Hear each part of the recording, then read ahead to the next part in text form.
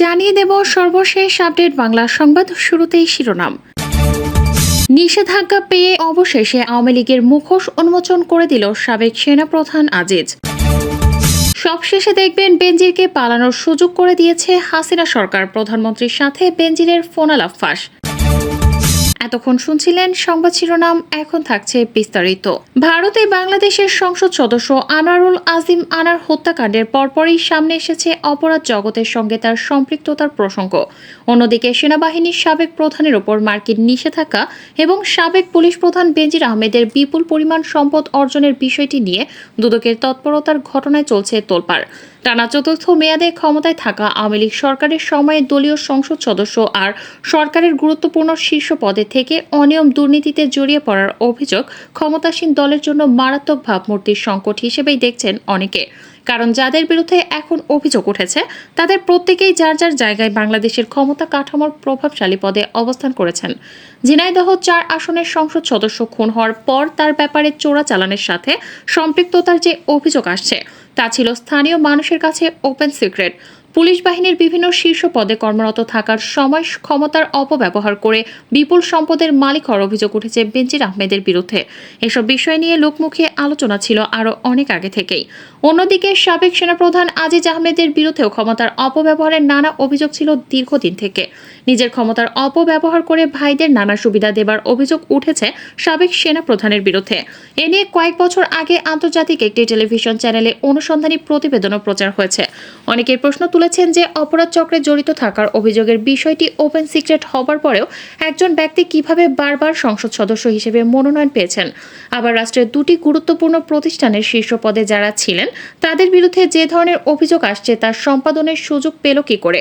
Transparency international Bangladesh টিআইবির নির্বাহী পরিচালক ইফতেখারুজ্জামান বলেন, এসব ঘটনার দায় সরকার, রাজনৈতিক দল এবং সংশ্লিষ্ট প্রতিষ্ঠান এড়াতে পারে না।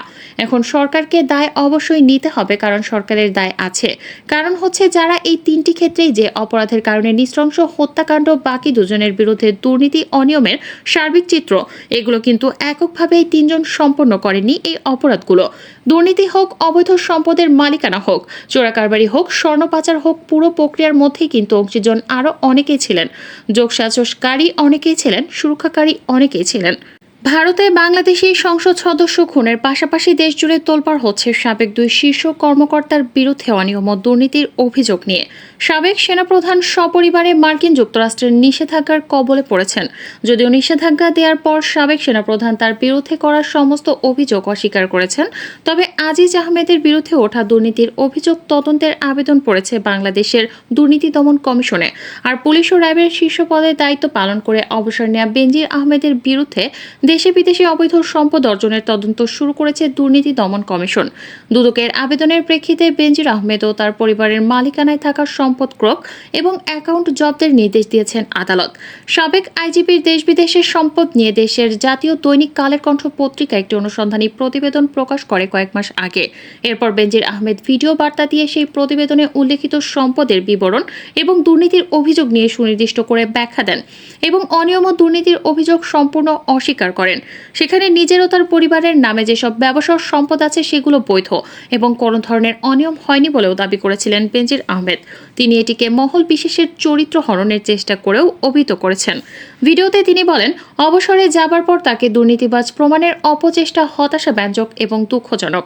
আলোচিত তিনটি ঘটনা নিয়ে ক্ষমতাসীন আওয়ামী লীগ সরকারের সমালোচনা হচ্ছে। তবে আওয়ামী লীগের সাধারণ সম্পাদক এবং সেতুমন্ত্রী ওবায়দুল কাদের এ বিষয়ে সাংবাদিকদের বলেছেন, অভিযুক্তদেরকে সরকার কোনো সুরক্ষা দেবে না। বিষয়টি নিয়ে বিরোধী দলও এখন সরকারের কঠোর সমালোচনা করছে। নিয়মিত সাংবাদিকদের প্রশ্নের মুখোমুখি হচ্ছেন আওয়ামী লীগের সাধারণ সম্পাদক। তবে এসবের দায় সরকার নিতে অনিচ্ছুক। বেনজির আহমেদ এবং আজিজ আহমেদকে যোগ্যতার ভিত্তিতেই নিয়োগ হয়েছে বলে দাবি করেন তিনি। মিস্টার কাদের বুধবার সাংবাদিকদের প্রশ্নের জবাবে বলেছেন, যদি দুর্নীতি করে তদন্ত হচ্ছে, দুর্নীতির তথ্য পেলে তদন্ত হবে এবং কাউকে ছাড় দেওয়া হবে না। বাস্তবতা হলো এসব অনিয়ম বা অবৈধ সম্পদ অর্জনের সবই ঘটেছে আওয়ামী আওয়ামী লীগ সরকারের আমলে সরকারের শীর্ষ পদে থেকে বড় কর্মকর্তারা কিভাবে এত সম্পদের মালিক হয় বা অনিয়মের সুযোগ পায় এ প্রশ্ন তুলে অনেকে বলছেন এটি সরকার ও দলের জন্য ভাবমূর্তি সংকটের কারণ হতে পারে।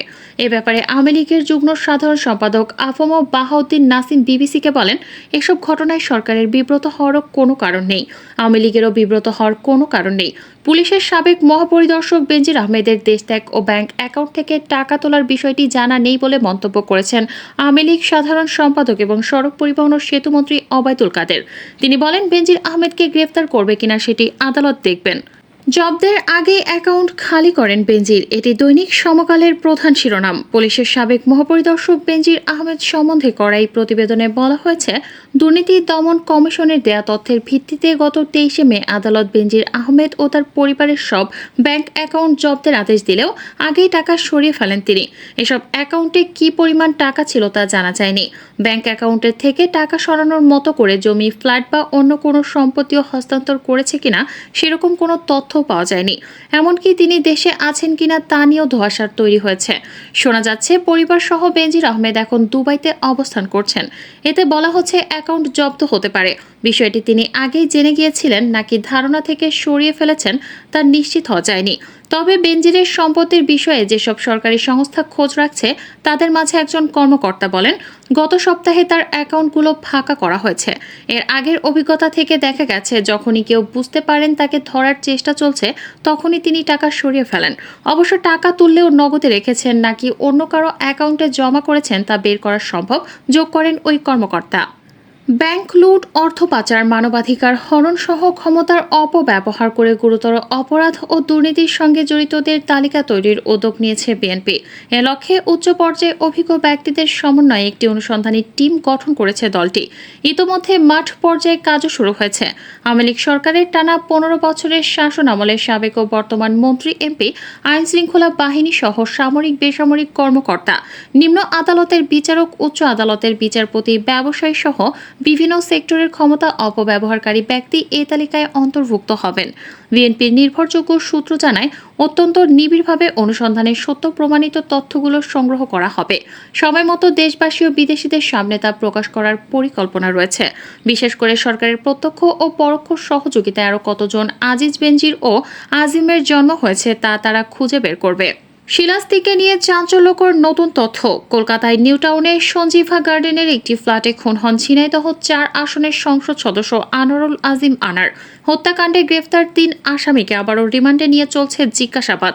এরই মধ্যে ধীরে ধীরে সামনে আসছে চাঞ্চল্যকর সব লোমহর্ষক তথ্য। জানা যায়, হত্যার পরিকল্পনার অংশ হিসেবে এমপি আনারকে রিসিভের দায়িত্বে ছিলেন শিলাস্তি রহমান। এমপি আনারকে হত্যা করার আগে কলকাতার সেই ফ্ল্যাটে ওঠেন শিলাস্তি রহমান। হত্যা করার সময় ফ্ল্যাটে ছিলেন শিলাস্তি। তার দায়িত্ব ছিল এমপি আনারকে রিসিভ করা। সেই অনুযায়ী শিলাস্তি রহমান এমপি আনারকে রিসিভ করেন। এরপর থেকে এমপি আনারকে আর পাওয়া যায়নি।